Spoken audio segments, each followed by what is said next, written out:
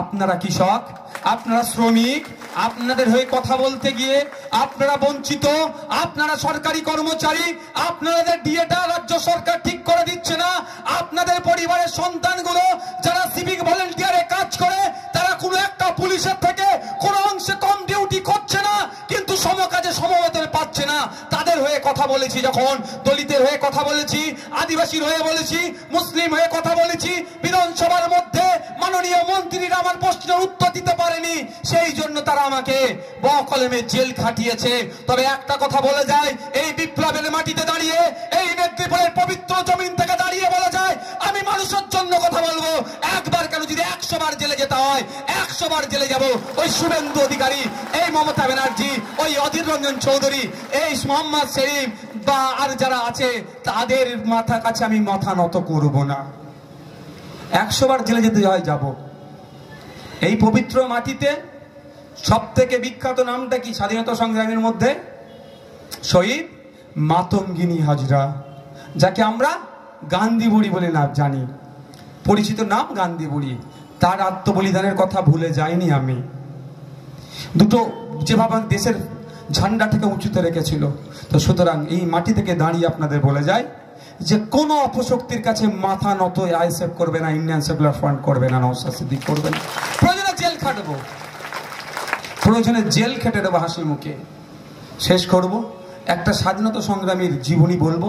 এটা পবিত্র মাটি, বীরদের মাটি, বিপ্লবী মাটি, এখানে একটা স্বাধীনতা সংগ্রামীর জীবনী বলে আমি বক্তব্য শেষ করব।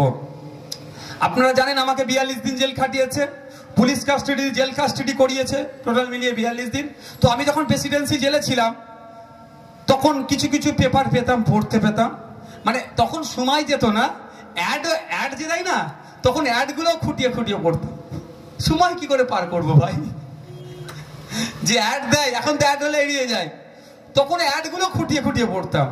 তো এইরকম পেপার পড়তে পড়তে এক স্বাধীনতা সংগ্রামীর জীবনী পড়লাম, শহীদ গোপীনাথ সাহা। শহীদ গোপীনাথ সাহা, তার আমাদের শ্রীরামপুরে বাড়ি। সেই সময় তিনি লক্ষ্য করেছিলেন তৎকালীন কলকাতার যিনি নগরপাল, অত্যন্ত অত্যাচারী ব্রিটিশ নগরপাল ছিল, যারা স্বাধীনতা সংগ্রামী ছিল, যারা জাতীয়তাবাদী চিন্তা ভাবনা নিয়ে চলতো, তাদেরকে মারধর করত, অত্যাচার করত।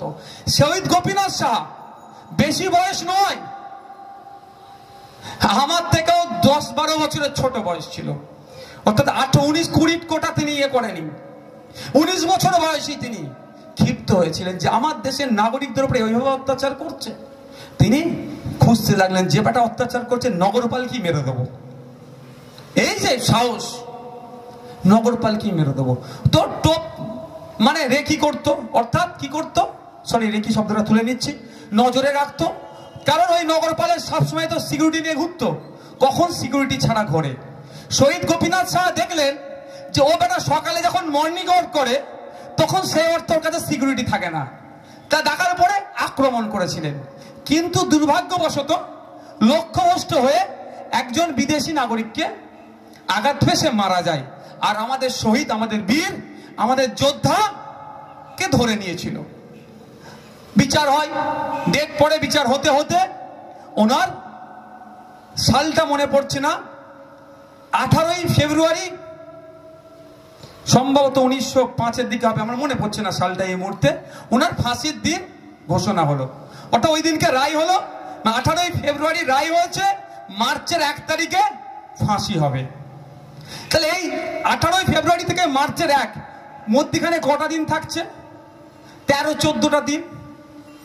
আমাদের হলে কি বলতাম, এত বড় বড় ভাষণ যাই দিক না কেন, যে আমার 13 দিন পরে ফাঁসি হয়ে যাবে, তাহলে কি হতাম, খাওয়া দাওয়া ছেড়ে দিতাম স্বাভাবিকভাবে, যে 13 দিন পরে আমার মৃত্যু অনিবার্য, আমার ব্রিটিশদের হাতে আমার ফাঁসি হবে 13 দিন পরে। কি করতাম আমরা, খাওয়া দাওয়া ছেড়ে স্বাভাবিকভাবে একটু শুকিয়ে আসতাম। কিন্তু আমার স্বাধীনতা সংগ্রামী, আমার দেশের বীর যোদ্ধা, কেন সেই বীর যোদ্ধার জীবনী আপনাদেরকে বলছি। এই মেদিনীপুরের মাটিতেও কিন্তু গান্ধীজি এসে প্রায় 3 থেকে 4 দিন অবস্থান করেছিল এই মহিষা দলে। আপনারা অনেকে ইতিহাস জানেন বা অনেকে জানেন না, আপনাদের জানিয়ে দিয়ে যায়, গান্ধীজিও কিন্তু এসেছিল আপনাদের এই বিপ্লবের মাটিতে। তো এই বিপ্লবের মাটিতে এসে ওই বিপ্লবের ইতিহাস আপনাদেরকে জানাতে চাই। আশা করছে এখানে যারা আছেন তার 99% মানুষের কাছে ইতিহাসটা নতুন, কিন্তু আমাদের যোদ্ধাদের, আমাদের বীরেদের, আমাদের দেশকে রক্ষার জন্য, ব্রিটিশদের হাত থেকে দেশকে মুক্তি দেওয়ার জন্য যেভাবে বীর যোদ্ধাদের আত্মবলিদান ছিল, আমাদেরকে জানা দরকার, এই দেশকে এগিয়ে নিয়ে যাওয়া দরকার, তাদের আত্মবলিদানকে সার্থক তাহলে হবে। সেই জন্য বলছি, তো এই 12-13টা দিন মধ্যেখানে সময় পেয়েছিল, তিনি ভয় পেয়ে যাননি, তিনি মোছে লেখা দিয়ে ব্রিটিশদের কাছ থেকে ক্ষমা চাননি বা আমাকে ছেড়ে দাও আমি হুজুর তোমাদের হয়ে কাজ করবে কথা বলেনি। তিনি কি করেছিলেন, এই মধ্যখানে যে স্বল্প টাইম পেয়েছিল ব্রিটিশদেরকে এটাই বার্তা দিতে চেয়েছিল যে তোমরা আমাদের ভারতীয়দেরকে জানতে পারোনি, এখনো চিনতে পারোনি, দেশের জন্য, মাতৃভূমির জন্য হাসতে হাসতে আমরা ফাঁসির কাটে চলে যাব, ফাঁসির দড়ি গলায় লাগিয়ে নেব।